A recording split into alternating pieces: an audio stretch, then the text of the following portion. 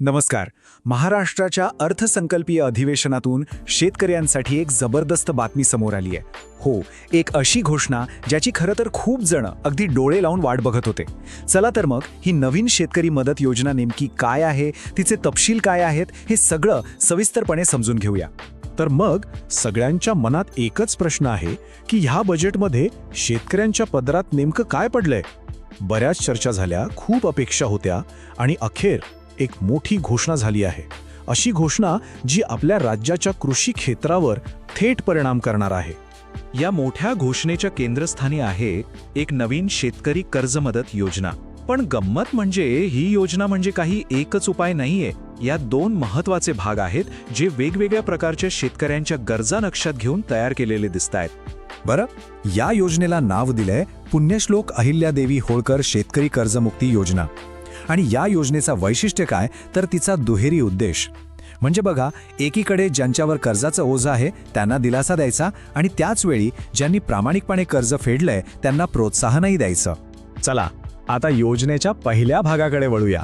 हा भाग खास त्या शेतकऱ्यांसाठी आहे जे कर्जाच्या ओझ्याखाली अक्षरशः दबून गेले आहेत आणि ज्यांना खरंच तातडीच्या मदतीची गरज आहे. म्हणजेच थकबाकीदार शेतकऱ्यांसाठीची सरसकट कर्जमाफी. आणि ही आहे ती मोठी रक्कम, 2 लाख रुपये.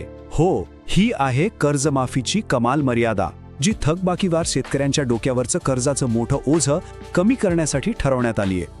ओके, मग प्रश्न असा आहे की या कर्जमाफीचा फायदा कोणाला मिळणार, म्हणजे कोण पात्र ठरणार. तर बघा, ज्या शेतकऱ्यांवर कर्जाची थकबाकी आहे त्यांच्यासाठी ही योजना आहे. आणि ह्यातला सगळ्यात महत्त्वाचा मुद्दा काय तर सप्टेंबर 2025 पर्यंत जे शेतकरी थकबाकीदार आहेत त्यांचं 2 लाख रुपयांपर्यंतचं कर्ज माफ करण्याचा निर्णय झाला आहे. ठीक आहे, कर्जमाफी तर झाली, पण मग त्या शेतकऱ्यांचं काय ज्यांनी अडचणी असतानाही अगदी नियमितपणे कर्ज भरलं? तर शासनाने त्यांच्या प्रामाणिकपणाचीही दखल घेतलेली दिसतीये. योजनेचा जो दुसरा भाग आहे तो आहे प्रोत्साहनपर अनुदानाचा, जो अशाच नियमित कर्जफेड करणाऱ्या शेतकऱ्यांसाठी आहे. आणि ही आहे त्या प्रामाणिक शेतकऱ्यांसाठीची रक्कम 50,000 रुपये. हे एक प्रकारचं प्रोत्साहनपर अनुदान आहे जे कर्जमाफीच्या रकमेपेक्षा पूर्णपणे वेगळं आहे. तर मग हे अनुदान कोणाला मिळणार? हे अशा शेतकऱ्यांना मिळणार आहे जे नियमितपणे वेळेच्या वेळी आपल्या पीक कर्जाची परतफेड करतात. खरं तर सरकारने याला आर्थिक शिस्तीसाठी दिलेले एक बक्षीस मानलं आहे आणि या अंतर्गत 50,000 रुपयांपर्यंतची रक्कम द्यायला मंजुरी दिली आहे. म्हणजे बघा, अगदी सोप्या भाषेत समजून घेऊ, या योजनेचे 2 वेगवेगळे मार्ग आहेत किंवा 2 भाग आहेत असं म्हणूया. एकीकडे 2 लाख रुपयांपर्यंतची कर्जमाफी, ही आहे थकबाकीदार शेतकऱ्यांसाठी, त्यांना दिलासा देण्यासाठी. आणि दुसरीकडे 50,000 रुपयांचा प्रोत्साहनपर अनुदान.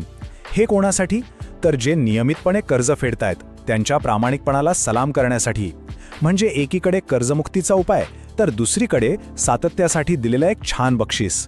ही घोषणा ऐकून नक्कीच अनेकांना दिलासा मिळाला असेल, पण आपल्या मनात प्रश्न येतोच की आता पुढे काय? म्हणजे ही योजना शेतकऱ्यांपर्यंत नेमकी कधी आणि कशी पोहोचणार?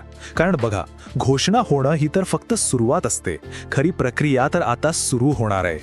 याच्या अंमलबजावणीची प्रक्रिया काही टप्प्यांमध्ये विभागलेली आहे. पहिली पायरी म्हणजेच अर्थसंकल्पीय घोषणा, ती तर आता पार पडली आहे. आता पुढचा महत्त्वाचा टप्पा आहे तो म्हणजे अभ्यास गट समितीचा अहवाल, जो एप्रिलच्या पहिल्या आठवड्यात अपेक्षित आहे. त्या अहवालानंतरच पात्रतेचे नेमके नियम आणि निकष काय असतील हे ठरवलं जाईल आणि मगच अंतिम शासन निर्णय म्हणजे आपला GR काढला जाईल. त्यामुळे लक्षात ठेवण्यासारखा मुद्दा हा आहे की या योजनेचे जे अंतिम तपशील आहेत, म्हणजे समजा प्रोत्साहनपर अनुदानासाठी नेमकी कोणती वर्ष विचारात घेतली जातील किंवा इतर अटी काय असतील, हे सगळं काही त्या अभ्यासगट समितीचा अहवाल आल्यानंतरच 100% स्पष्ट होईल. तर आता या सगळ्या चर्चेचा शेवट करताना एक गोष्ट अगदी स्पष्ट आहे. ही घोषणा आपल्या राज्यातील कृषी समुदायासाठी खूप म्हणजे खूप महत्त्वाची आहे. या घोषणेमुळे एक मोठा दिलासा मिळण्याची अपेक्षा आहे, यात शंका नाही. थोडक्यात सांगायचं झालं तर ही योजना 2 लाख रुपयांपर्यंत थकबाकी असलेल्या आणि नियमित कर्ज भरणाऱ्या शेतकऱ्यांसाठी एक मोठा दिलासा ठरणार आहे.